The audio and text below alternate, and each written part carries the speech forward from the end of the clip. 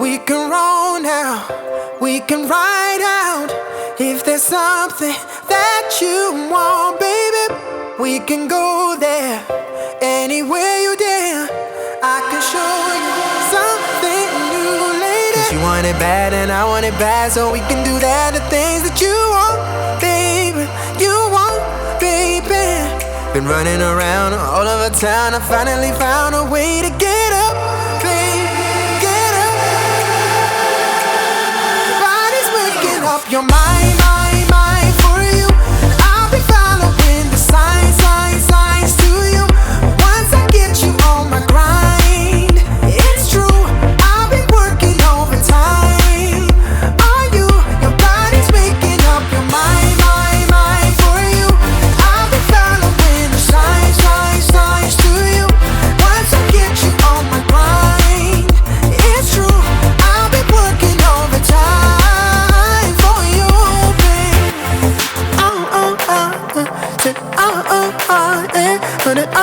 I'll be making up your mind. Listen, ain't no pressure, at your leisure. We can go as far as you like, baby. We should explore what we're made for. Say the word, you know that I'll be ready. 'Cause you want it bad and I want it bad, so we can do that. The things that you want, baby, you want, baby. Been running around all over town, I finally found a way to get up, baby. Get up, baby, get up. Your body's waking up your mind, mind for you. I'll be following the signs to you. Once I get you on my grind, it's true, I've been working overtime. Are you? Your body's waking up your mind, mind for you. I'll be following the signs to you. Once I get you on my grind, it's true, I'll be working overtime for you.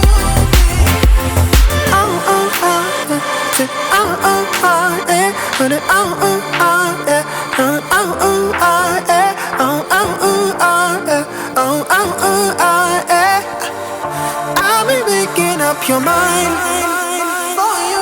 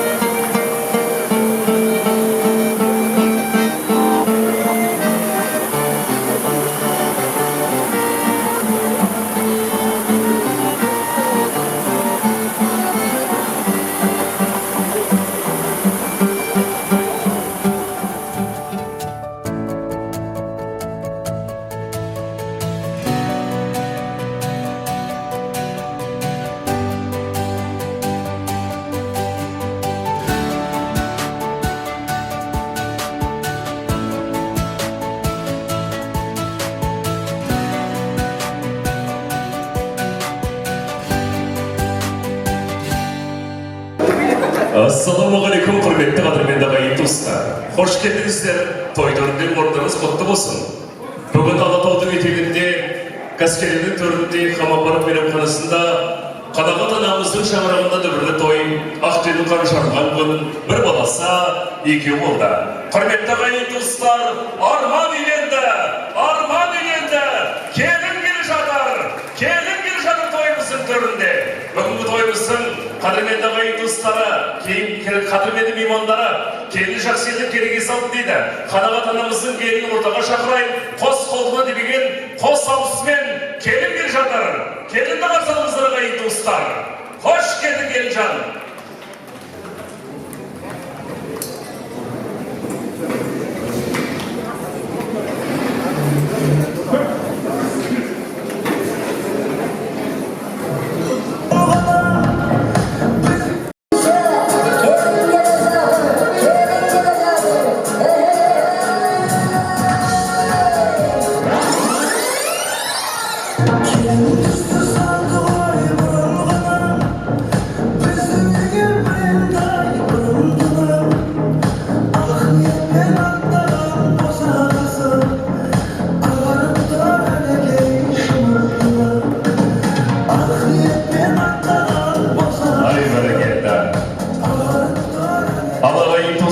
Osset'te barımız atta bulasıqta salttan kulamağın qazaqpız qoy. Bir qattatta, bir sel kembra, nağız qazaq emes, nağız qazaq dombra deydi. Dombranın qulağında oynаған aydın ollarınız kelinin betine aşağıda iqulab oturunuzlar. Şu degen söz kudretli güdür күш beredi. Arnayı toyumuzun törüne Kanagat anamыздың kelini gelip dep көрініп алып дегенді кестір. Көрініктеріңізді қаймай тоғыңыздар, қабылыңыздар, Беташар Рәсімет.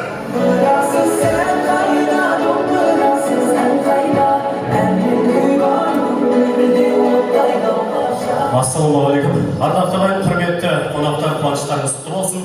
Ел жас бақытты болсын деп қазағымыздың салт дәстүрі бойынша айдай сұлу келіндеріңіздің бетін ашып беруге рұқсат етіңіздер.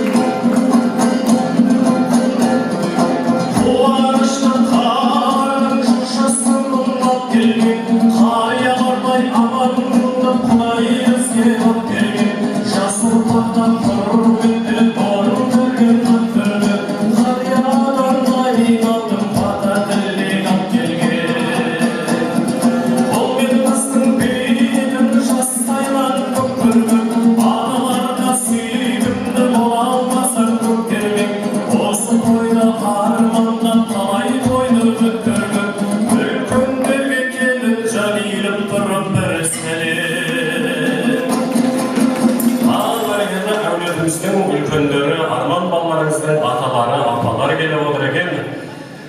Баймағамбетова Ләззат апайымыз, сонымен қатар Ермек ағамыз келіп отыр екен.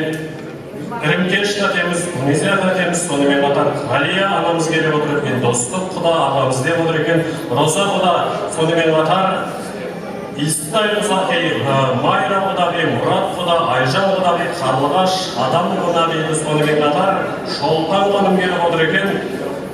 Шолпан Оразында келіп отыр екен. Сонымен қатар Мәліпбай ағамыз, Елтай ағамыз, Ғалиолла ағамыз, Үміт ханым, сонымен қатар Сейіткәрім ағамыз, Мұхтар ағамыз, Жұмағали, Минура, Күлпаш ағамыз, сонымен қатар Аман, Шымболат ағамыз.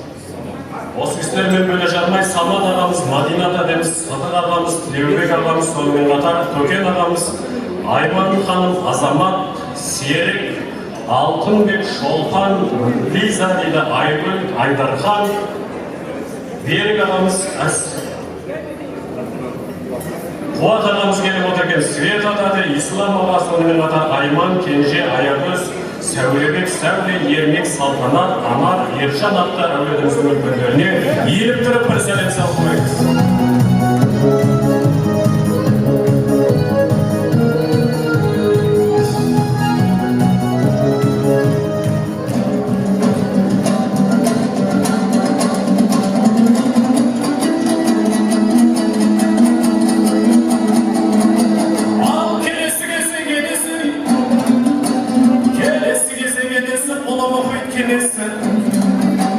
Oğlum kelime kelime de çok köşet gitmemesi. Özünden ansat kökket sağınlaşlar. Şirrigim ağır dolanlaşlar. Gidediğin jayanı yılar bulmasa. Kıymışında oldu gel badırışlar. Sevgilim aldan, sevgilim aldan. Yenilerini pürmektim, olsaydı kaldım. Akşekerlerim, soğuklasın serim. Yenilerini pürmektim, olsaydı kaldım. Ağlar geldi aynalaynak gelin. Kanada da kaydedinizde yenilerini serim. Gerekli boşa gitme koyumuzda.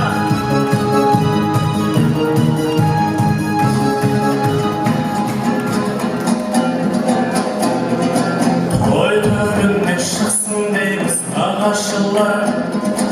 Ağaçın silahın bağaçlılar. Жаратқаннан үлкен қолдау болса дейміз. Өйткені өмірдегі жанашырлар. Қайнеден ағасы, болады саған ағашы. Ағын судың жағасы, ыстық суық бәрінен жанашитын ағашы. Ағашың кім деп сұрайтын, атам қазақ баласы-ай. Албайдады келесі кезек арман балаларыңыздың нағыл балын ағашылары келіп отыр екен. Берік ағамыз келіп отыр екен. Әсел ханым, Ерік, Дария, Анелия, Айда, Қали, Шолпан, Абай, Айман, Асқат, Салтанат атты. Сол кісілермен бөле жармай Ермек ағамыз келіп отыр екен. Айнұр ханым, Дастан, Мадина, Дамир, Лаура, Руслан, Камила, Бекмұрат, Жанела, Адел, Алишер ағамыз келіп отыр екен. Сонымен қатар Аспендияр, Медет ағамыз, Құрдархан тәтеміз. Келіңіздер атадалған әулетіміздің нағашылары.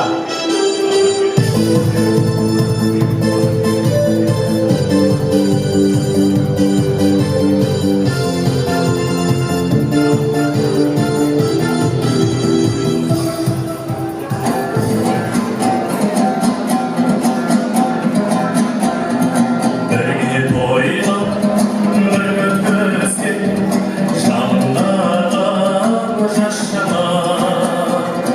Абайға соқтыңды көзген,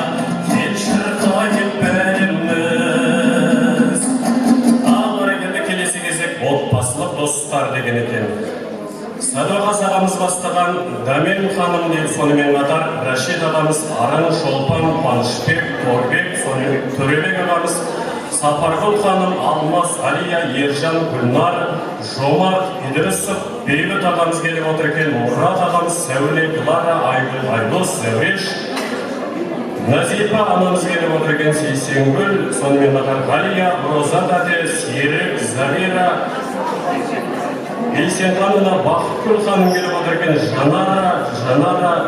Жанара көрші келіп отыр екен, Люда ханым атты аты қалған достар, келіңіздер ортаға, отбасы достар.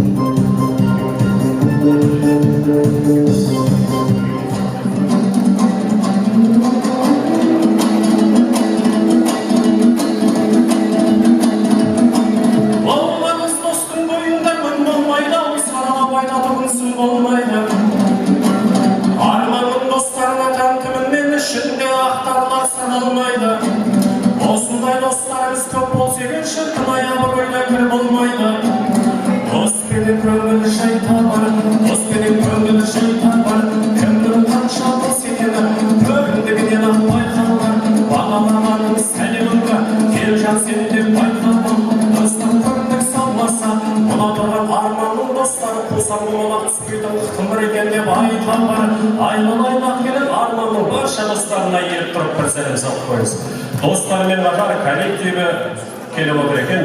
Бақыт ханым бастаған Рауан, Гуля, Раушан, Ғалым, Светлана, Николай, Асқақ, Ербол, Құралай, Қуанышына, Ырыстай ханым келіп отыр екен. Сонымен қатар Тамара, Дана, Амангелді, Гүлзада, Салтанаты, Жандос, Ақжан, Жамила, Жанали, Алихан дейді. Сонымен қатар Дастан, Арсен, достары Даниял, Алия, Алыстас деп, сонымен қатар Асқат, Влада, Талжан, Мариям, Аслан, Ерай дейді, сонымен қатар Сабина, Алима, Карина дейді. Осы кісілермен бөле жармаймыз. Шәріпхан, Бақытшан, Бақыт, сонымен қатар Сымбат, Темірлан, Нұрби, Дастан, Мақсат, Алихан, Арай, Анеля, Аяла, Айжан атты достары коллективіне иіліп тұрып бір сәлем салып көрсін. Атымыздың коллективі достары және сонымен қатар Арманның достары келіңіздер ортаға.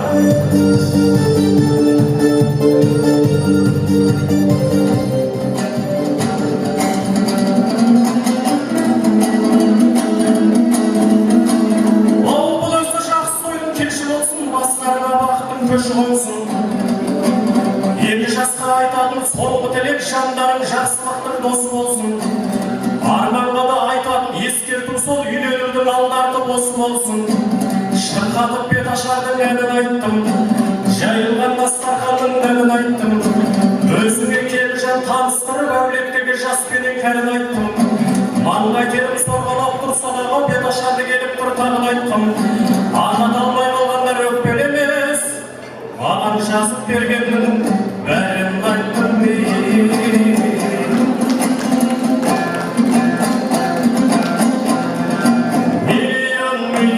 Миллион қолдайды, қаттырақ қошемет сосаңыздар болмайды.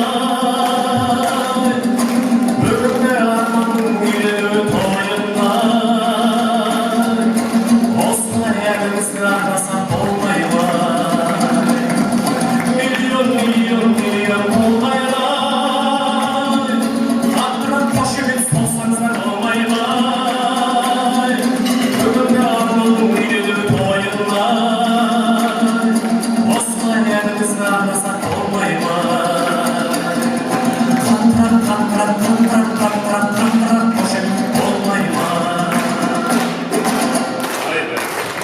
Ай бәрекелді, айдан алғысымыз шексіз. Кім келдің бетін ашатын солыстық болады дейді ғой. Олай болса оңай өттіп отырған ақ келдің бетін ашуға қанағат анамызды шақырайын. Келіңіз қанағат апа. Мына бірінші қасыңыздағы көмекшілерге халық көрінді жинапты. Осы көрінді табыстап қойып, қабыл алыңыздар, анамызға көмектесе беріңіздер. Астымен бірге ұстаңыз, астымен бірге ұстаңыз. Астымен, бәрекелді, абырап кете беріңіз. Ал қанағат тәте, келін құтты болсын, ашыңыз, өзіңіз ашыңыз.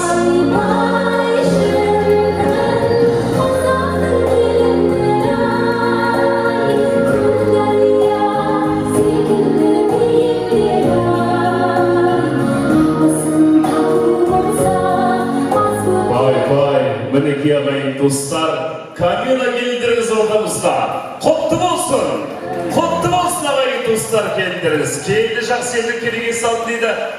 Қанағат тәте, келін қайнен топырағынан дейді. Қараңыздар, как они похожи, бір-біріне қатты ұқсайды ғой. Қанағат тәтеміз екеуі. Мынау сіздің 40 жылдан кейінгі түріңіз ғой. Мынау сіздің 40 жыл бұрынғы түріңіз ғой. Әбәдемі кезіңіз. Бақытты болсын. Ризасыз ба? Ризасыз ба? Риза болсаңыздар, болмасаңыздар осы енді.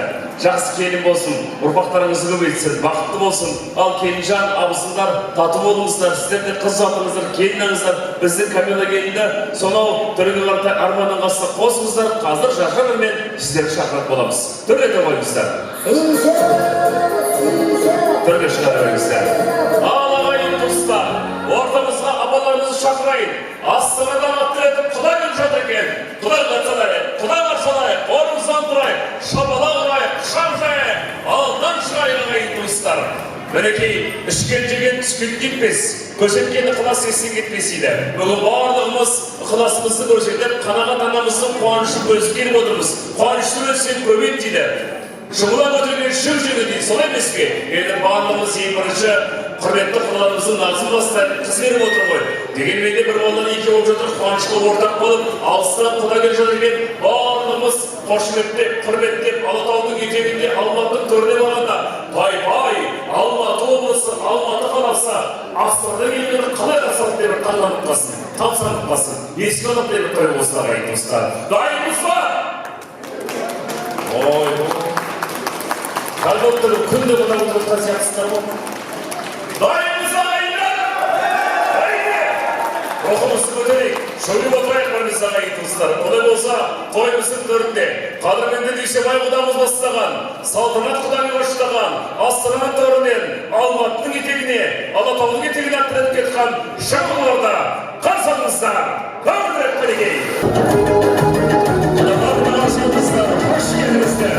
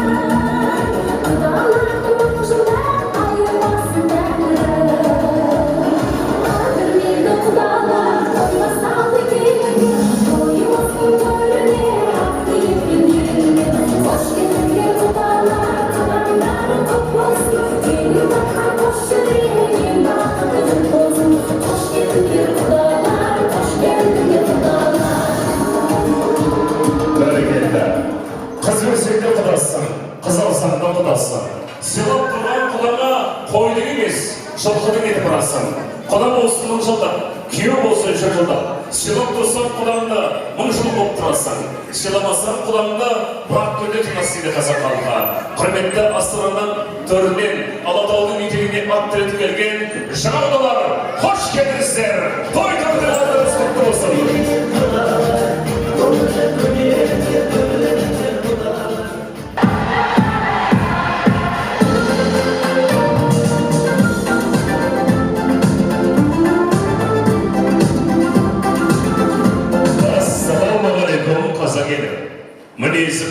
көңілі жайсан еді. Қуанышын бөлішін елдіртімен тойға деп мақтасырған жайған еді. Жаманды сәлем жалпыма, басиым ата салтыма, қуана қарсы анатан ризаман туған халқыма. Сәлем сөздің анасы, мақа сөздің данасы. Амандаспай көрсер, қайғызақтың боласы. Қолы қойып кеудеме, сәлем бердім ағайын. Қабылдасам тойыңа, асыға болып жырайын. Той қадірін білетін талайыңыз бар. Ассалаумағалейкум, ағайындар. Қош келдіңіздер.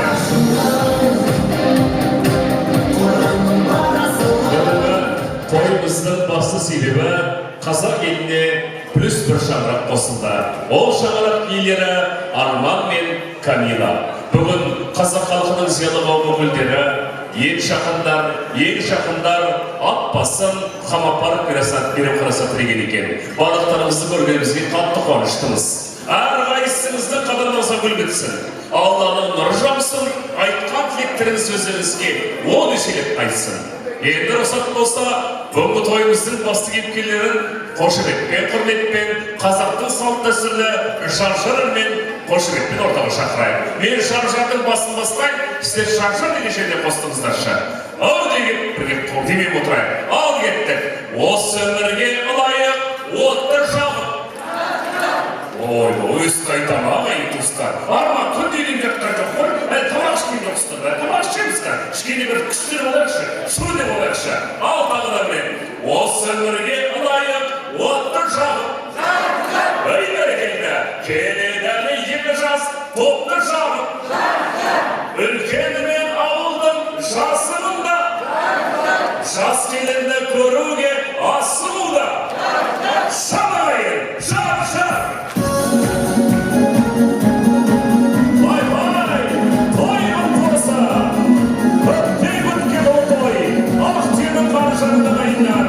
Жастар бақытты болса.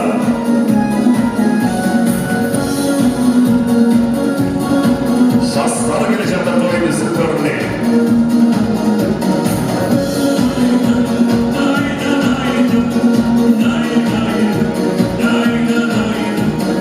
Осы өмірге ылайық, отты жағып жарша, келеді екі жас топты жарша. Ұйымада келіңдер көтілеміз жарша. Бүгін тамаша, кел жырлайын жарша. Үлкені мен ауылдың жасында жарша. Жас келінді көруге асығуда жарша. Үлкені мен ауылдың жасында жарша. Жас келінді көруге асығуда жарша. Достар, айдай шуғайда! Десеңіздерші, демеп отырыңыздар, той істедік емес пе? Арман мен Камила келе жатыр ағайын достар. Бірге айтайық шығайық көңілдірек. Еңсемізді көтерейік, дауысымызды шығарайық.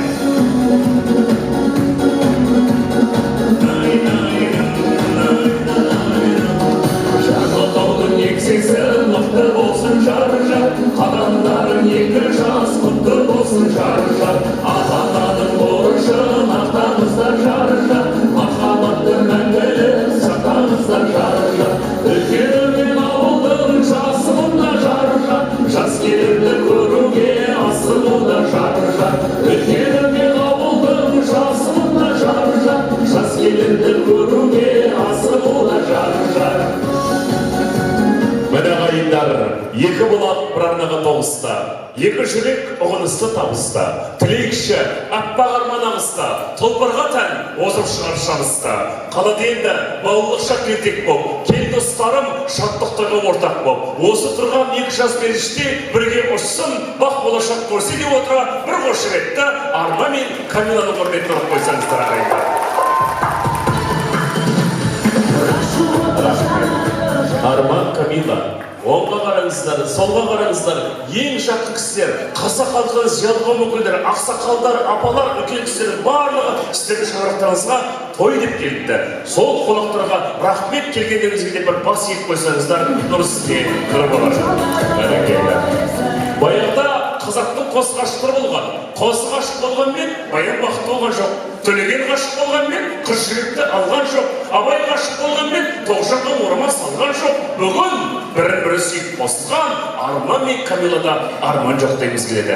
Ата-ананың үмітін ақтаңыздар, махаббатты мәңгі сақтаңыздар. Алла бұйырса, бүгін көпшілік қауымның тілегі қабыл болып, келесі жылы сіздердің шаңырақтарыңызға шілдехана бестөбелік 50 жылдан соң алтын тойға келейік Алла бұйырса. Сол күні нәсіп етсін, қошеметпен құрметпен сіздерді осы сәтте той төріне шақырайын. Төрлетіңіздер жастар.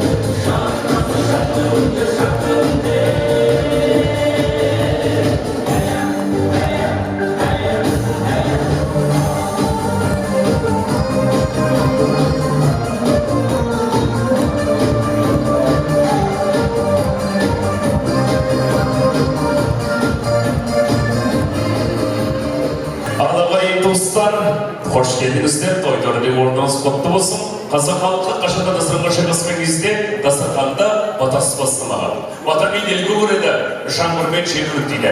Ең бірінші қазақ халқы дастарханға отыра салған кезде үлкендердің батасын алған, содан кейін бастаған. Енді рұқсат болса, бүгінгі тойымыздың құрметті қонағы, қазақ халқының біртуар азаматы, ел ағасы, зиялы қауым өкілі, жастардың құрметіне ақ қылып келген құрметті қадірменді Елтай Хамзинович Хасен ағамызды ортаға шақырайын. Қош келдіңіз.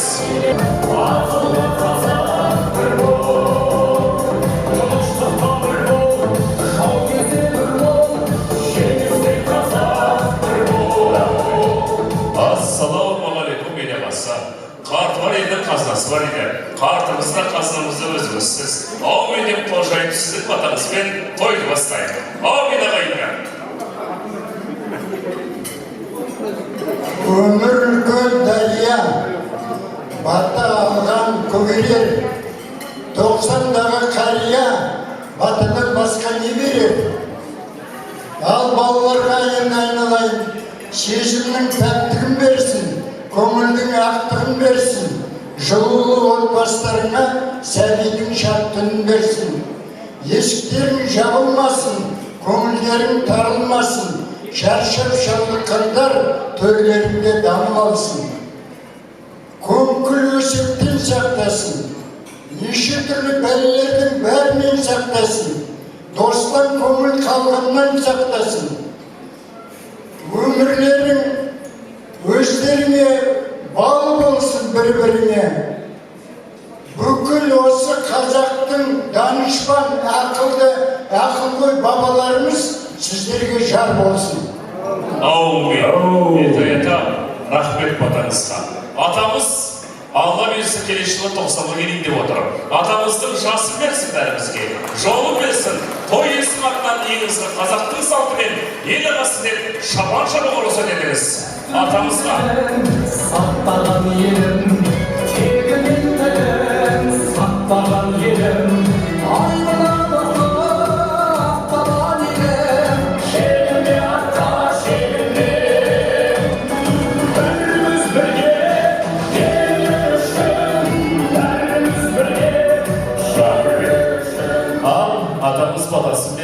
алтын күміс асы кел, арбамидай асы кел.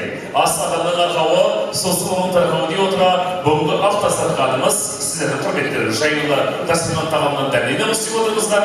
Жастардың тойы сіз болып, біз болып ортаға шығып, ат салсын, көңілді өстейді. Сіздердің құрметтеріңізге тойымыздың төрінде қазақи иісі аңқыған қазақ биі орындайтын ақ ел би тоба қабыл алыңыздар.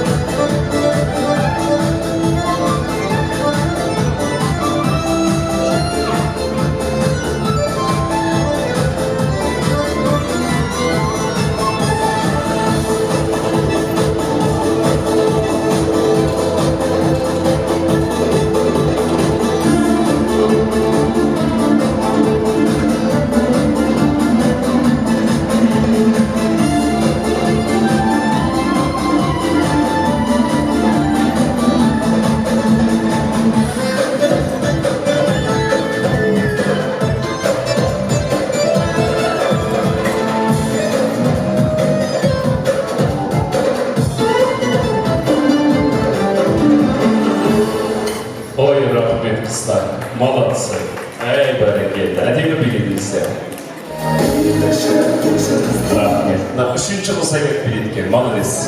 Әйбет береді. Ұят болмады.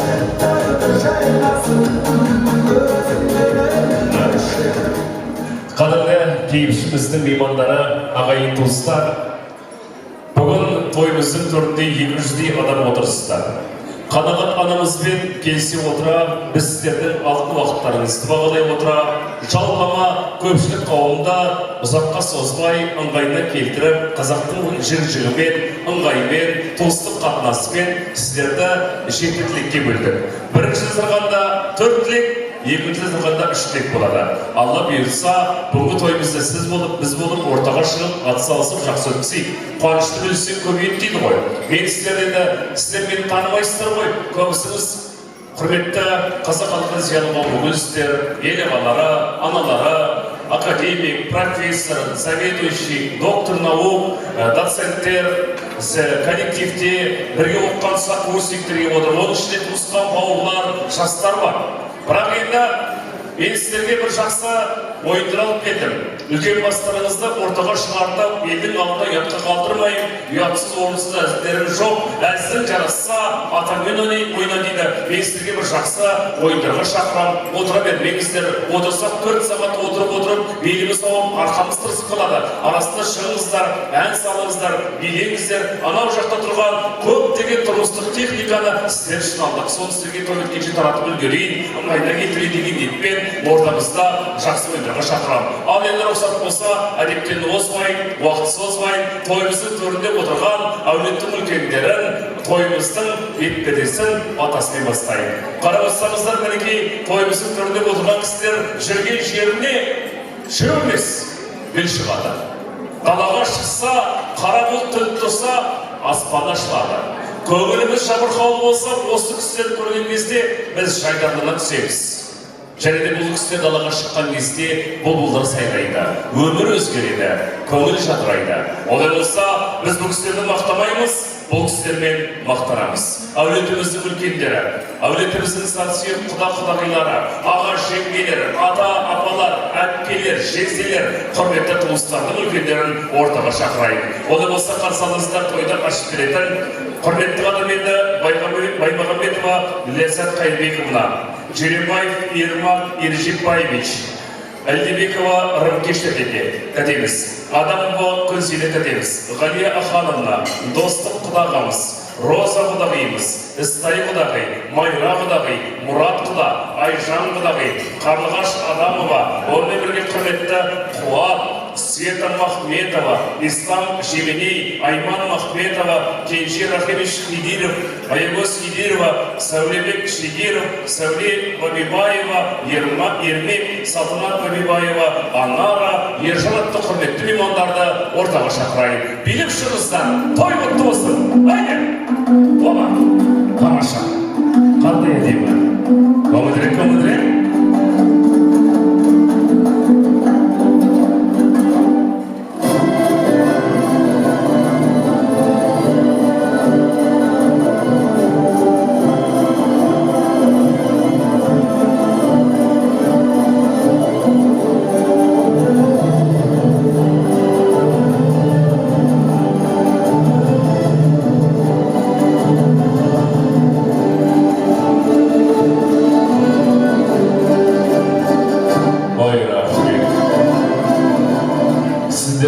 Жүрістеріңіздің өзі біз үшін бей ғой.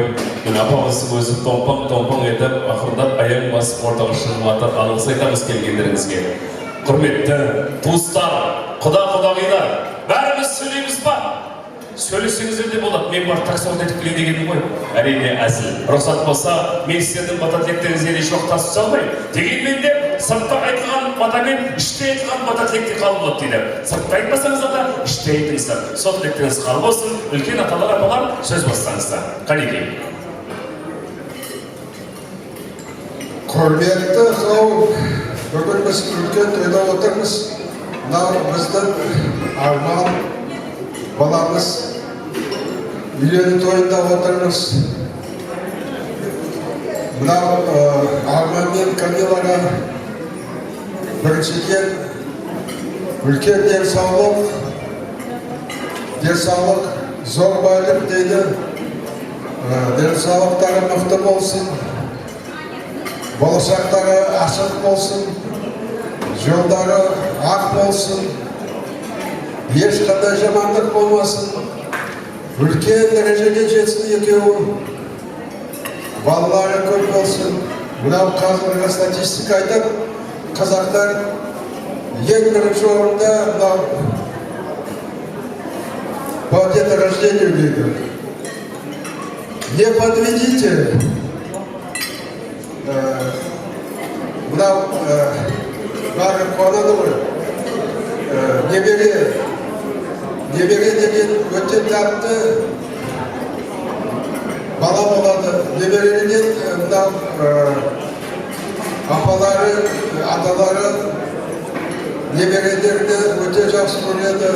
Немерелерді қуантады. Немерелер апалардың жасын ұзартады. Сол немерелер көп болсын, аспанымыз тыныш болсын, ешқандай жамандық болмасын. Қазақ еліміз бірінші орында болсын.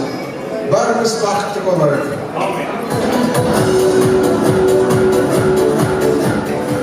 Менің есім Достық, мен Астанадан келіп отырмын. Баймағамбетова Сәулеге құттықтау боламын. Бүгін енді мынау Баймағамбетова қанағатты білесіздер, құдағи болады. Баймағамбетова қанағат елі Қарағанды облысы. Оның әкесі Қайырбек бір совхоздың директоры болған, председатель исполком болған, сондай атақты адам болған. Мен өзім Ақмолада туған, Ақмолада өскен. Осы Алматының қасында Талғар ауданында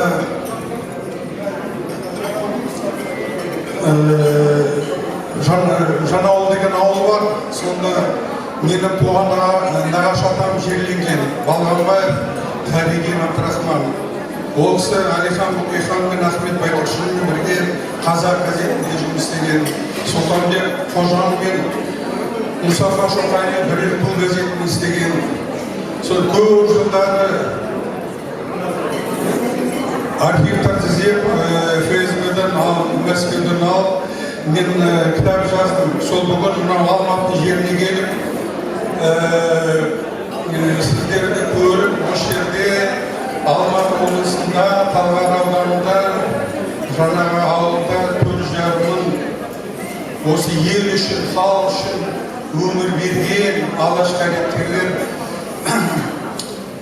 жерленген. Соның ішінде менің нағашы атам бар, Таридин Болғанбай. Біз ұмытпауымыз керек. Сол кісілердің арқасында бүгін Қазақстан осындай өмір сүріп, осындай ел болып отыр. Енді мынандай той болғанда, той болып атқанда мен айтайын дегенім, жастарға бақытты болыңдар, дендерің сау болсын, дастархандарың берекелі, мерекелі болсын, қанағат құдағайға айтайын дегенім, енді қазақ айтады ғой, бала шағаның игілігін көрсін. Рахмет. Әумин аға айтқаныңыз келсін. Қош келдіңіз.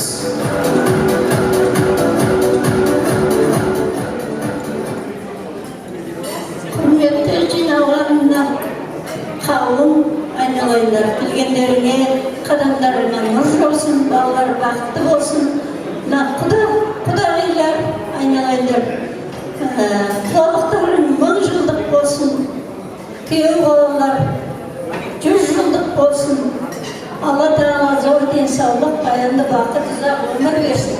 Енді мен бұл Арманның мамасы Қанағаттың әке-шешесімен бірге мамасымен бірге бір мектепте істеген менің әріптесім еді, Ырымжан тәте. Қайырбек аға, Баймағамбет Қайырбек аға менің шалыммен, Адам Қайролламен бірге қызметтес болды. Талдықорғанда бірге болдық. Ауыл отбасыларымыз араласып тұрды. Ал енді мына балалар қанағат, үлкен анау сәуле, ләззат, қанағат, серік, айналайдар. Бұл кісілердің отбасында 4 қыз, 1 ұл болды. Бұлардың барлығы өте тәрбиелі, өнегелі отбасында өсіп өлді. Талдықорғанда мектепте оқығанда олардың бәрі 5-еуі де мектепті алтын медальмен бітірген. Кейін университет бітіргенде де барлығы қызыл дипломмен бітіріп шықты ғой, айналайындар. Осындай отбасы, құдағилар, айналайындар, жақсы, үлгілі, өнегелі, қадірлі отбасыға келдіңіздер. Қадамдарыңызға нұр жаусын, бақытты болсын балалар. Енді мына Арман мен Камилаға қанағатыма бір ауыз сөзім бар. Қанағат маған қайырсын жоқ, айналайын. Қанағат қайырбек қызының ұлы Арманның үйлену тойына арнаймын. Орындалсын арман, тілек, ойларым. Құтты болсын қанағат жасап жатқан тойларым. Қуанышта шек жоқ екен ағайын. Осы тойда мерекелі тойлансын. Құтты болсын тойларың, қанағат батыр. Қаншама жұрт сен үшін келіп жатыр. Ақ түйенің қарны жарылды деп, туыстар ақ батасын беріп жатыр жаным. Баймағамбет баба рухы қолдасын. Отау тігіп, арманы отағасы орындалсын.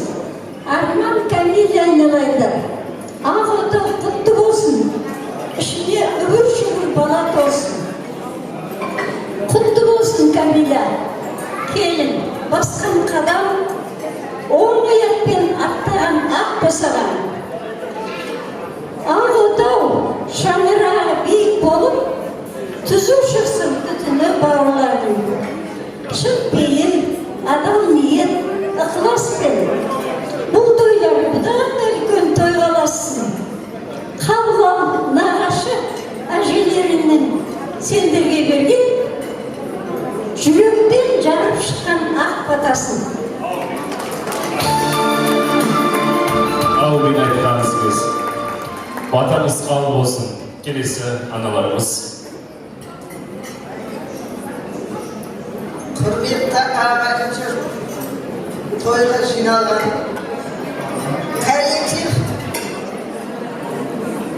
қанағатты жақсы білесіздер, өздеріңіздің қыздарыңыз бәлен жыл бірге жұмыс істеп жүрміз бәріміз. Енді міне бәрін жиналып келіп отыр екенсіздер, жарты екенсіздер. Рахмет сіздерге, ырзамын, бірақ қанағат сыйлағандарыңыз көрініп тұр. Қанағат айналайын үшін сакурстіктері сыртынан келген адамдар мен көріп сөйлемеймін, айтып отыр, бірақ сіздер бәрі 2 жас бақытты болсын айналайын. Қанағат өзіне денсаулық берсін. Осылай жұмысыңды ақ толықсын, жұмысыңды өте бір. Мына арманды енді коллектив сіздерге тапсырып жатырмыз. Аспиратурасына түсіп, енді мына шешесінің жолы бұл, сіздердің жолдарыңызды бұл, адам боласыздар әрдірай. Соны тілеймін, айналайын Камилия көріп, үй болыңдар, босағыларың берік, шаңырақтарың биік, жақсы, семья болыңдар.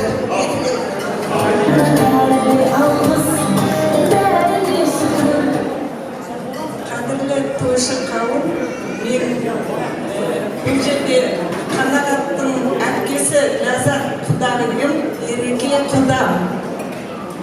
Айнұр мен Ермектің мамасы болып келемін. Қадірлі Қанағат, бір балаң екеуі болып жатыр, бақытты болсын. Өмірдегі қадамдары әрқашанда оң болсын, саған немере сыйласын. Жастар әрқашанда алдыңғы қатардан көрінсін. Қадірлі семья болсын. Oylarınız kesin. Gelirse.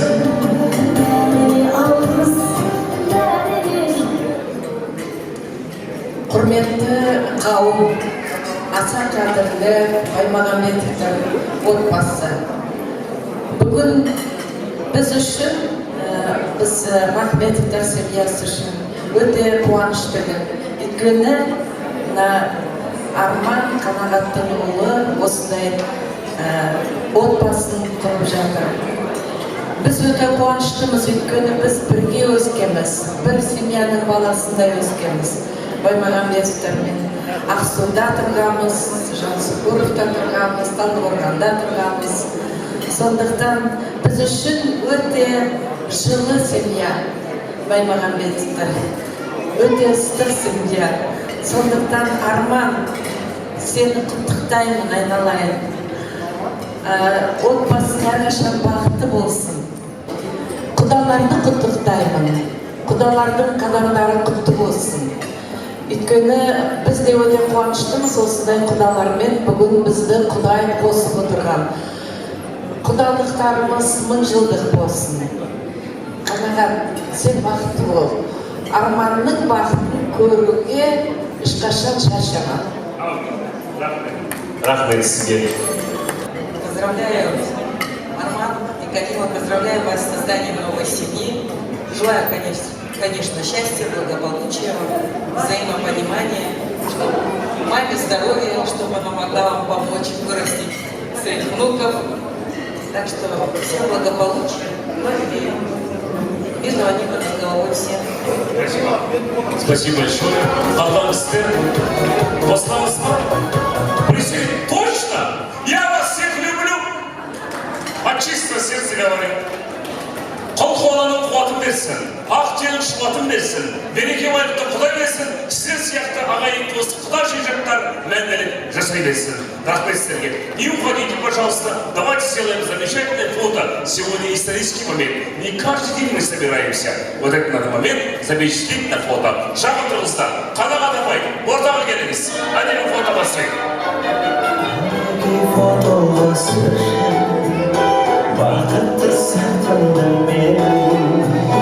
Поближе к центру, ішкен жеген жерде қалар, фото деген есте қалар. Адамның бір қысыға фото деген.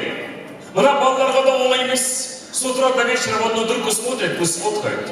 Им тоже нелегко. Молодцы, зато классно фоткают. Ал, билет, түрге шығыңыздар. Хош келдіңіздер. Веселее, өбірек.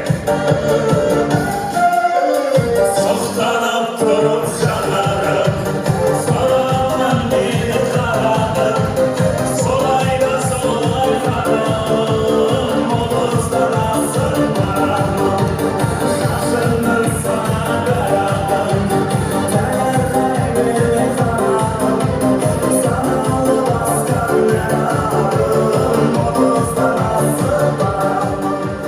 Уағайындар, жылқы сойылды боланасы тойға. Ол жылқы Қосойдың шөбін жеген, Арқаның жеңін жеген, Алматының шашасын жеген, Талдықорғанның жүгерші жеген, Қазанның құршын жеген, Сарыағаштың сүтін жеген, Чудың чөбін жеген, ешкімнің алдына қойылмаған, етінде ешбір кетірмей жойылмаған ұлттық тағам дайын болыпты. Ұлттық тағам, ет тағамы. Қабылыңыздар.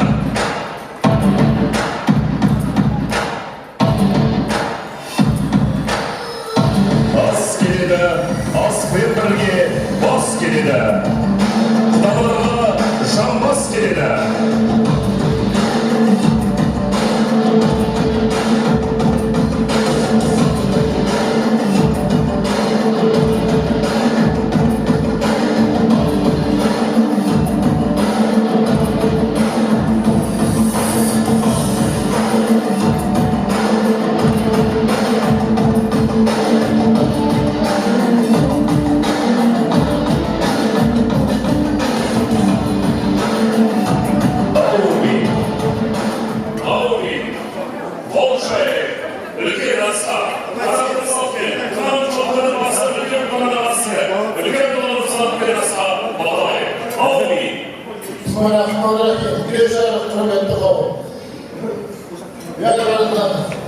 Алла Тағала намайында бүгінгі берекелі болсын, дастарханды байлығын берінің саулы болып, мынау елдерге biraz бақытты болып, күлді болып, үйлеріші жанға, сырды малға, достары көп, өсе берсін, бұлар аман болсын, қалымыз мұқтылық болып, қуанышқа беререк. Ал болыңдар.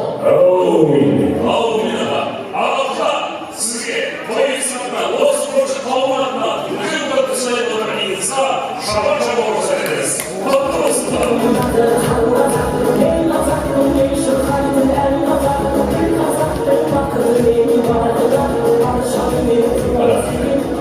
Алдарыңызға еткенді будақ, алдыңызда еншеңізден ұялмай пышақпен тұрап, астарыңыз дәмді болсын. Сіздер үшін жүректеріңізді, көңілдеріңізді еншеңінде әлде тербей, әлде орындайтын әнші қыздарыңыз Балжан Қамталыңыздар.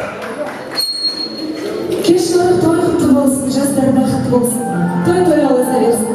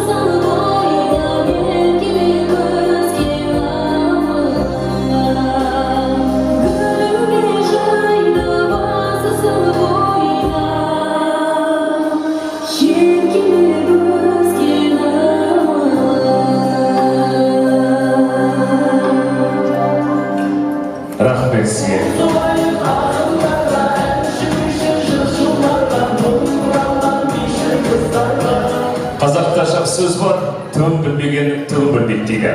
Ет жеп отқан кезде мен рұқсат болса, жақсы ойындарға тұрмыстық техниканы тарата бастайын.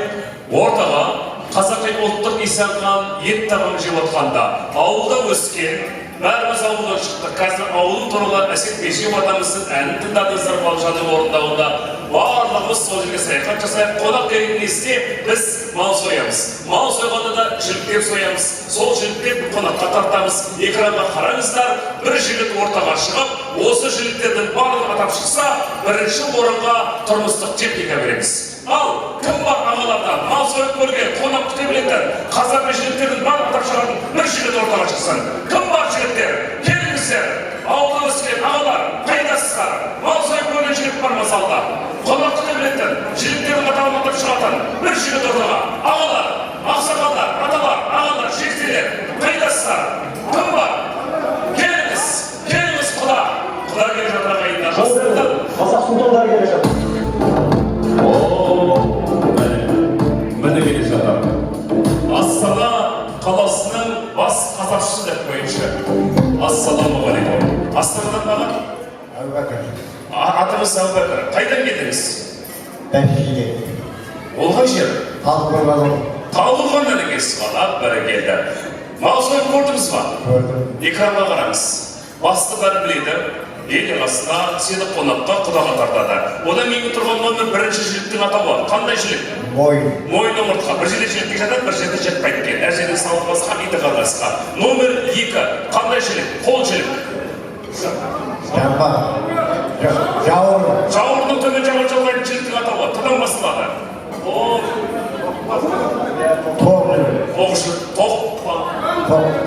Тоқпан жілік. Тоқытай деп жілік деп айтады. Оның төмен жағындағы номер 4 жіліктің атауы. Қандай жілік атауы? Қандай? Кәр жілікті салып бойынша кімнің алдына тартпайды?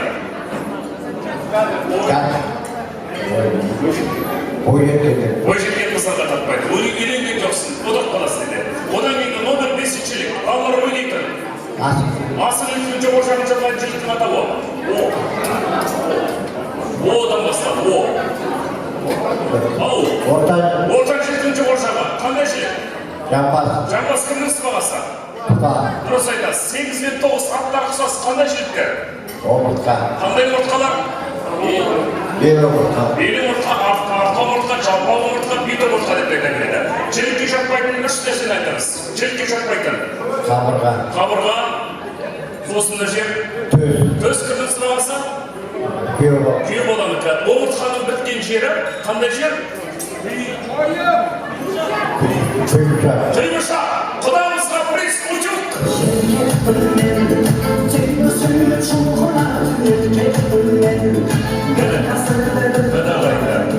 Осындай жігіттер ағаларға қарап жастар бойын сүйді. Енді ортаға ауылда өскен, сиыр сауып көрген бір красавица жеңгелері шықсын. Ағалар, кім сиыр сауып көрді? Студио! Келіңіз, келіңіз аға. Келе қойыңыз.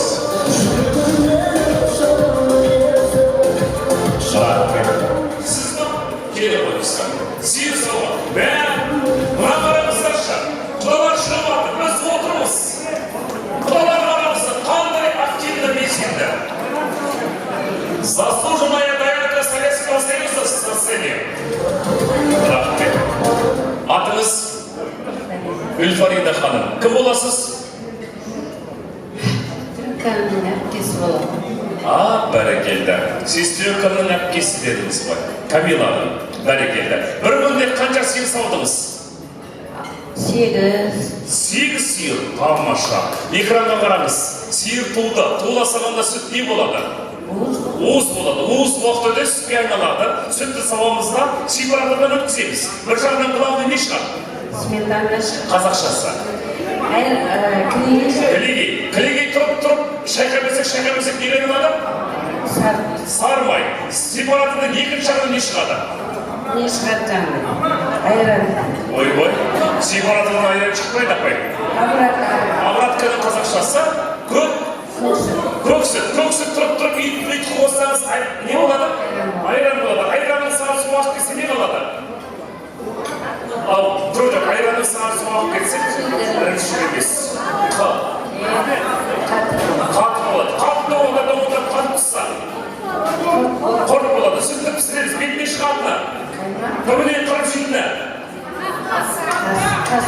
Қаспақ жеген адам тойында не болады? Көп жеген қаспақ көп жесек? Қаржы болады. Мені сол сүтті ұзақ тоқтатпай пісіреміз деген анада? Ірімшік. Красавица Құдайға чайник!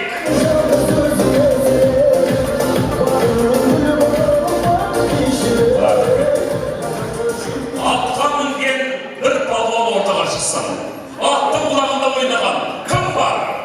Тойымызды төрінде отырған жігіттер, атқа мініп той кезінде, аттың құлағында ойнаған қазақпыз. Бір атқа мінген жігіт ортаға шықсын.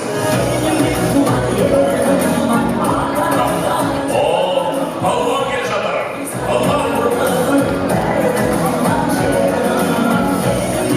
Ассалаумағалейкум палуан. Иығы қақпақтай, жұдырығы тоқпақтай, ашса алақанда, жұмсақ жұдырында жігіт. Атыңыз кім палуан? Арын аға, кім боласыз? Біз қанаттың курстасымыз. Бәрекелді, курстастар қош келдіңіздер. Қай ауылдың жігіт саған? Түркістан облысы Шымкенттен. Бәрекелді. Экранға қараңыз, жылқының түстері. Қазақ өзінше түс қойған. Сол түстің бар ма атап шықсаңыз, пресіздікі. Араға қараңыз. Мынау қызыл түстің қазай бәді қайтып айтады қазақ? Ол үйде көріп. Қызыл түс. Жирен. Дұрыс айтасыз. Араларды жалғастырайық. Мынау ша. Ақжал, сары. Сары. Дұрыс айтасыз. Болмаса кейбір жерде шаптар деп айтар еді. Мынау кеудесі ақ болса. Кеудесі ақ. Қырдан басталады шағар. Бірдеген әрпілдегі. Кера. Дұрыс айтасыз. Араларды жалғастырайық. Мынау ша. Қорат. Дәл таптыңыз. Араларды. Мынау ша. Ақбозат. Ақбозат болмаса көңіл. Әр жерде әртіп айта береді. Дұрыс. Мынау ша. Ақан сенің аты. Құлагер. Құла. Дұрыс айтасыз. Араларды жалғастырайық. Мынау. Қандай түс? Мақпалғара дейді. Мақпалғара. Ол да дұрыс айтасыз. Араларды жалғастырайық. Мынау жаңа айттыңыз. Ирен қасқа. Жоқ, жерені өтіп кетті аға. Күрен қасқа. Дәл айттыңыз. Араларды келесі түс мынау қандай? Шардар. Жоқ, шардар емес, шардар. Сары болады. Шағын дейді. Жоқ, мынау. Ағатта. Дұрыс айтасыз. Араларды. Мынау ша. Шұбарат. Соғысы. Орыстар пепельный дейді. Қазақша қайтып айтылады? Орыстар пепельный цвет дейді. Бұдан басталады. Урла. Ағамызға приз. Тұрмыстық техника.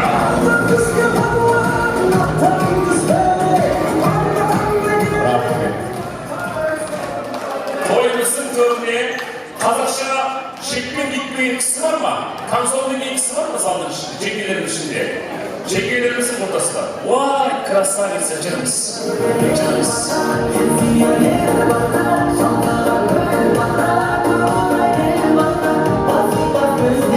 Міне, қараңыздаршы, қазақтың қыздары қандай әдемі камзол киіп келген. Атыңыз кім?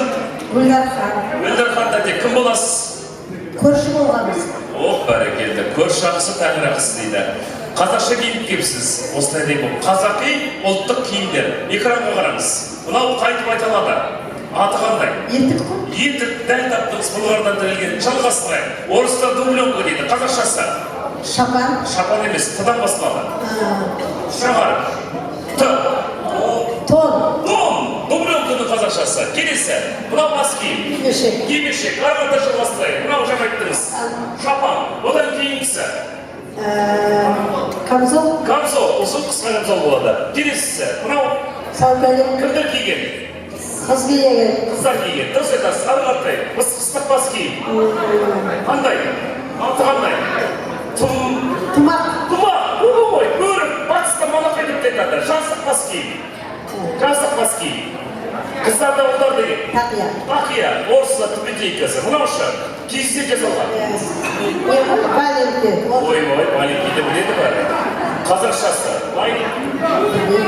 Байпақ. Пима. Екеуі де дұрыс. Байпақ, пима. Келесі. Мынау үйге киетін. Мәсі. Жалғастырайық. Мынау ваша любимая. Жоқ, тон ол дубленка. Шубаның қазақшасы бар апа. Қазақшасы бар.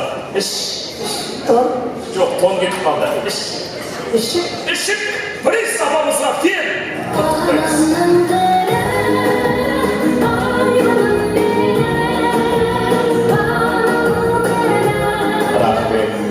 Сіз келдіңіз ортаға. Әдемі отырыңыз жақын жерде. Әр жерден атсалыстай келе қойыңыз. Приз беріп қайтарамыз. Уайымдамаңыз. Ешқандай ясыз ойыны жоқ. Атыңыз кім? Гуля. Кім? Гуля. Гуля тәте, кім боласыз? Коллектив. Тәтеміз сен бірге жұмыс істейсіз. Ұлттық тағамдар, экран қараңыз. Қазір ет жеп отырмыз. Мынау қандай ұлттық тағам? Экраннан қарап отырсаңыз, қазір көресіз. Беш бармақ, ет тағамы, келесі тағам, сапсылой жеп, после бешмақа идет. Ау, сірне, дәл таптыңыз, қарғартай, қардың ішіне салып пісіреді, ұлттық тағам. Қарын бүрме. Молодец. Қарын бүрмеден кейінгісі, мынау, жаңа жеңіңізді, ең бірінші отырсағанда. Қуырдақты қазақ халқы қай уақытта пісірген. Қой сойған. Мал сойғанда, дәл таптыңыз, қарғартай, әжеден салды басқа, иті қырғасқа, ұлттық тағамдардан бір төс, екі басы шекке салып пісіреді, өрме. Красавица. Келесіне қараңыз, жылына бір рет жейміз. Соңғы фото, мынау қандай? Кімнің сұрағасы? Тамаша, пристуню!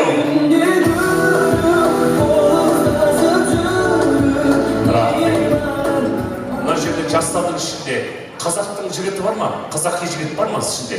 Бір қазақи жігіт, сен ба? Кеш ортаға, кел ортаға. Палуан ортаға шықшы. Кел, ұялма, отыра берме, үйі барып отырасың. Тамаққа тойып қайтқан дейсіз. Ассалаумағалейкум. Атыңыз кім? Мақсат кім боласыз? Камиланың бөлесі. О, бөлем үшін өлем деген қазақ халқы. Экранға қара, жеті атасында менің жетесі дейді. Сенің жеті атаң керек жоқ, өзінше атаулары бар. Сенен жоғары тұрған кім? Әкеден жоғары. Ата. Одан жоғары. Баба. Арғата. Арғатадан кейін. Баба. Бабадан кейін. Фамилияның қазақшасы. Тег атадан кейінгісі. Тұдан басылады, тұдан бітеді, ордасы үдеген әрпір шағар. Тұдан басылады, тұдан бітеді, ордасы үдеген әрпір шағар. Молодец. Соңғысы, өз айтып тұр. Жеті ата. Ұрпақты қата, сенен туылған. Баладан кейін. Немерден кейін. Шөберден кейін. Шөпшектен кейін. Жүрежат. Жоқ. Шөпшектен кейін. Немерден кейін. Жүрежаттан кейін.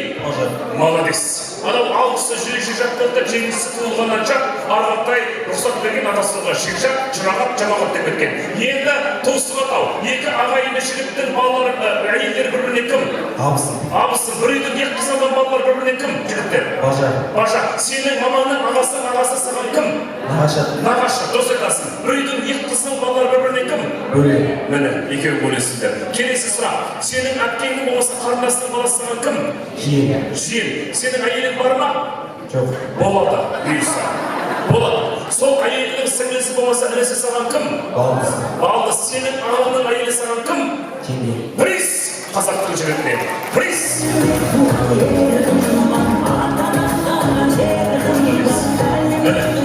Міне, осындай жігіттер аман болсын.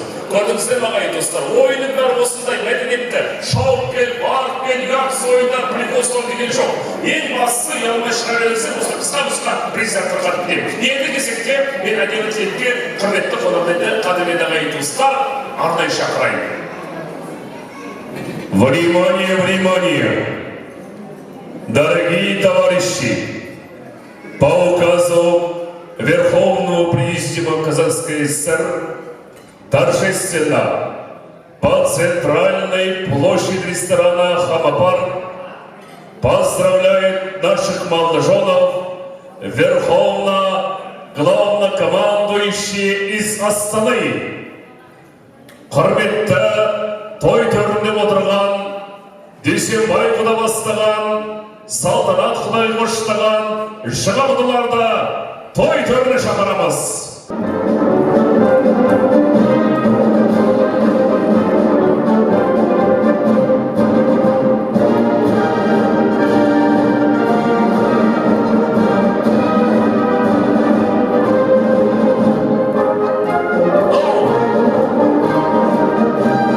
По правой стороне ресторана «Хамапар» торжественно шествует новый құдалар. Ура, товарищи, ура! За ними торжественно следуют полковники құдалилар. За полковниками идут младший офицерский состав, жас құдалар, құдашалар.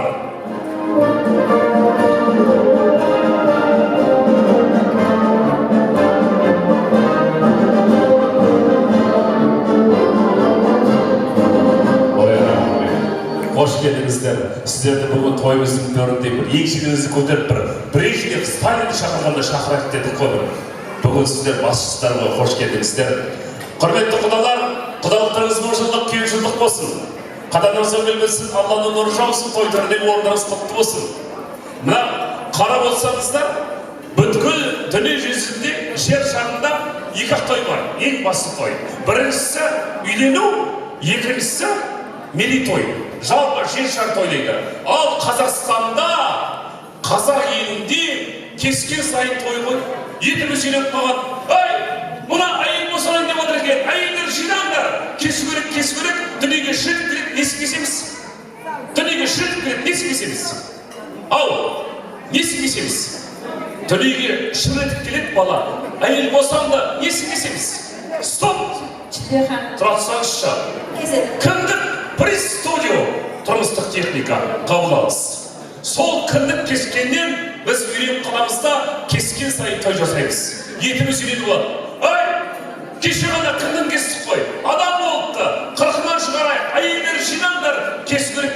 40-нан шығарамызда несін кесеміз? Сауын кеспейді. Кім айтты шаш деп? Сен ба? Сен батырсың. Кел ортаға.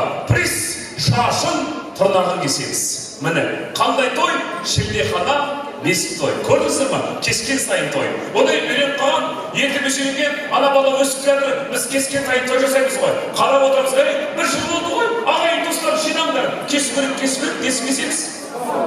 Пресс, сауын кесеміз. Красавица, миксер сізге. Сауын кесеміз, той. Көрдіңіздер ма? Одан ары қараймыз, бері қараймыз. Кіндін кескен, тырнағын кескен, шашын кескен, сауын кескен. Мына бала 4-ке 5-ге қапты, ол бала кен. Халықты жинаңдар. Кесу керек. Несін кесеміз? Несін кесеміз дейм? Стоп! Әпшу! Молодец аға! Пресс, терміз сізге. Дұрыс айтасыз. Қандай той? Сүндет той. Көрдіңіздер ма? Кескен сайын той. Одан ғана сүндет деген қарап тұрамыз да, тағы да бір кесіп та. Мектепке бапты ғой. Мектептің лентасы кестірдер. Қандай той? Пресс кәдемізге қабылдаңыз. Тілешәрден. Сіз алдыңыз ба? Пресс алғандыңыз ба? Ала қойыңыз. Пресс көп бізде. Одан қараймыз, бәрін кескен. Ана бала үлкен болады, оқуды бітіреді, мектепті бітіреді, университетті бітіреді. Бірден кейін кескіңіз келіп тұрады. Бәрін кесіп ғой. Сүндетке отырып тұрсаңыз, лентасына кескенбіз. Жалғыз сөзін шеге таппадық қой. Алайықта сыңғамын табайық, бір-бірінен қосайық. Осамызда бір-бірінің несі кесеміз? Не кесім? Пресс красавицаға фен қабылдаңыз. Міне, бүгін сіздердің қызбен біздің ұлдың үйлену тойы, неке той басталды. Алла бұйырса, бүгін осы шаңыраққа қанағаттанамыздың үйіне құда болып келсеңіздер, келесі жылы осы уақытта тырнақ пен шаш кесуге нағашы болып келіңіздер. Сол күнді нәсіп етсін. Рахмет сіздерге. Ал, рұқсат болса, мен сіздердің қаталарыңыздан асып салмаймын. Дегенмен де үлкендер жағы сөйлеп, жастар жағы қосылса, нұр үстінде нұр болар деймін. Атау, өздеріңізден бастайын. Кешір, құрметті қауым, тойшы қауым, мына енді құдалар, мына бүгін біз жақсы той отып отырмыз, қызымызды отып отырмыз. Айналайын қызымыз осы үйде келін болып, дана келін болып, дана ана болып, осы әулетті көбейтіп, байырғалап өсіре берсін. Үйлердің айналайын жанға сырты маға толы берсін, қуанышқа бола беріңіздер. Осы үйдегі қауымдар барлық сендердің қуаныштарыңызға куә болып, қуанып жүрейік. Бақытты болыңыздар өкеміз.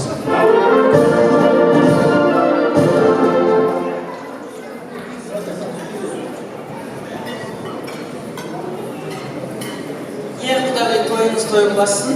Бағанада тамаша тілектер айтты.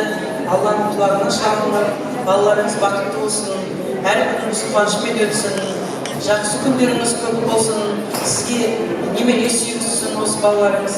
Бақытты өмір сүріңіздер. Ал енді екеуің білімді, ақылды, сондай адамсыңдар. Мен ойлаймын сендерді. Ешқандай кедергісіз алға бақытты өмір сүреді деп ойлаймын. Сенімдімін. 1000%. Бақытты болыңдар жандар. Сендер бақытты болсаңдар, біз де бақыттымыз. Біздің енді кішігірім неміз бар, нағашылар атынан.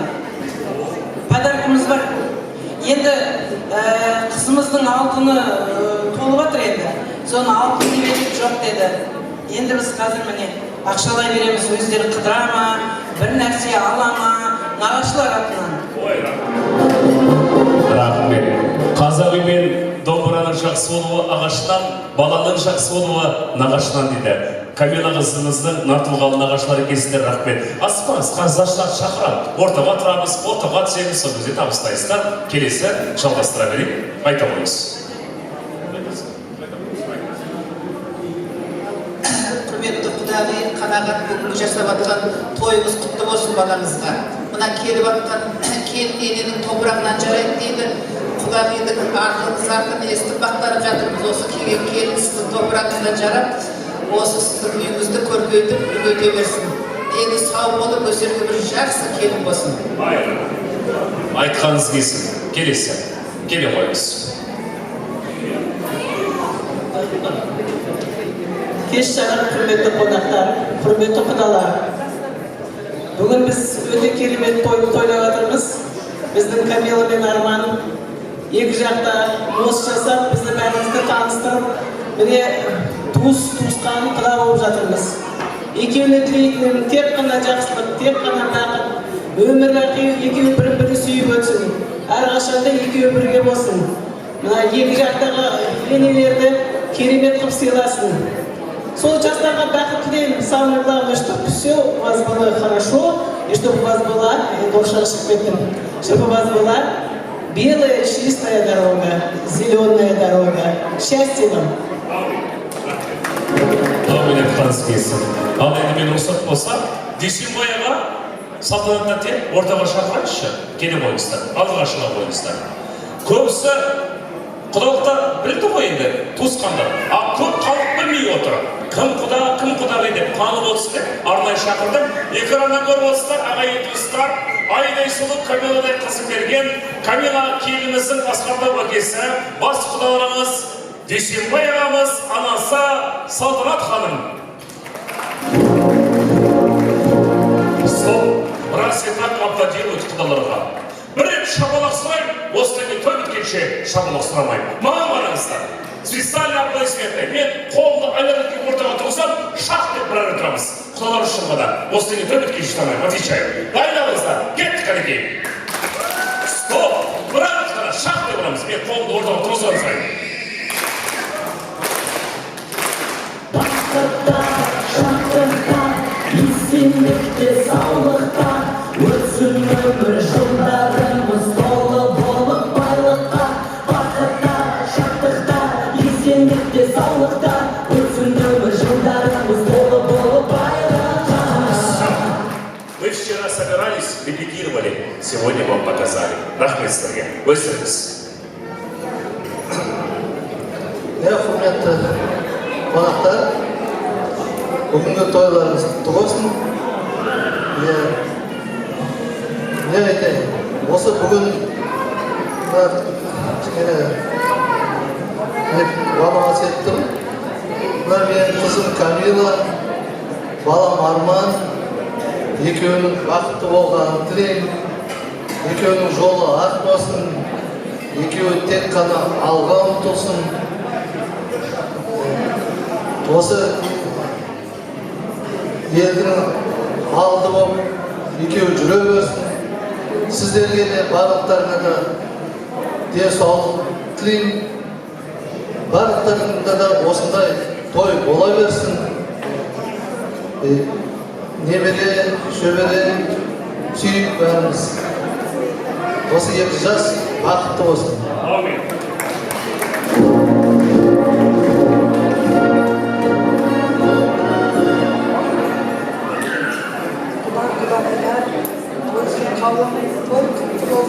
Артықтасында денсаулық тілеймін, әр отбасында осындай той болсын, той құтты болсын.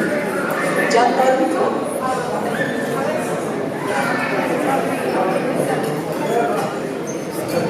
дендерін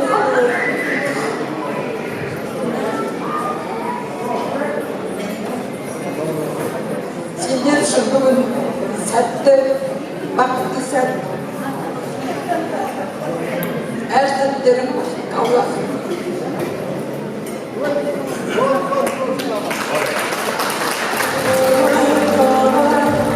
Жаңа бастап тек қана қуанышқа шаттыққа толы болсын.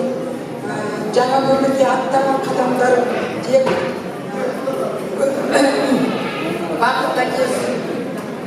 Бақытты болыңдар. Жұттарың жанылмай тек қана тату тәтті өмір сүріп, өсіп өнімдер жандарын. Ананың жүрегі ғой, түсінесіздер. Рахмет. Салтанат құдағи, уайымдамаңыз. Қызыңыз қанағат тәтеміздің үйіне судай сіңіп, тастай батсын. Батпаса қанағат тәтем өзі батыр болады, уайымдамаңыз. Ал келесі кім бар? Сөйлеңіздер. Ағалар, достар.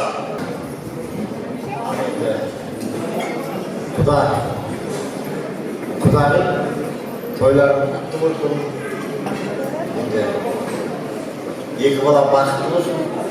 Аңсаған армандарына жетсін. Қазақстанның бір жақсы азаматшалары болсын. Екеуіне зор бақыт, денсаулық. Мамаларым аттасын. Келе қойыңыз. Бөле. Алайында ассалаумағалейкум, ардақты ағайын. Гүл өмірдің жазирасы байтағы, жеңімпаздар гүл көтеріп қайтады. Адамға адам ең әдемі тілегін қадамына гүл бітсін деп айтады дейді ғой. Осынау үйлену салтанатты кешіне жинау келген қадамдарыңызға гүл бітсін. Ал енді 2 жастың шаңырақ толуына орай бір ауыз тілегімді өлең жолдарына бөлінсем деймін. Мен туана тос көтердім қызғарнап, ал сапарың сәтті болсын қызғалдақ. Өмір мынау қатар тосқан, жеңілі мен ауырын, қызығы мен сауығын, шуағы мен дауылын. Бүгін міне сенің тойыңда қандай тілек айтсам екен бауырым. Саған байлық тілер едім, бірақ ол бір әңгіді. Есігіңнен кіргенімен паң күліп, жүргенімен шеру тартып сән құрып, саған жолдас бола алмайды ол мәңгілік. Бәлкім ерлік тілер едім, тамыр алған төзіңнен, ерлік сезім бірақ сенің табылады өзіңнен. Онсыз адам жүре алама, соқпақтар мен жолсызда, ал сұлулық тілер едім, сұлусың сен онсызда. Қайтсем екен мен оданда бүкіл адам аңсаған, бүкіл адам санның жылдар арман етіп шаршаған. Азы жетіп алсан мұңа тек елесін тамсанған, кез келгеннің бақшасында піспейтін, кез келгеннің уысына түспейтін, зор махаббат тілейінші мен саған.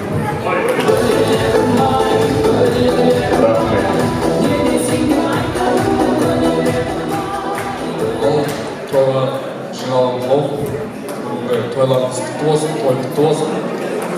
Арман, Камила, мен сендерге бар жақсылық тілеймін. Тек қана алға. Ешқашан оймаңдар. Той құтты болсын. Келіңіз аға, ортаға шақырайық.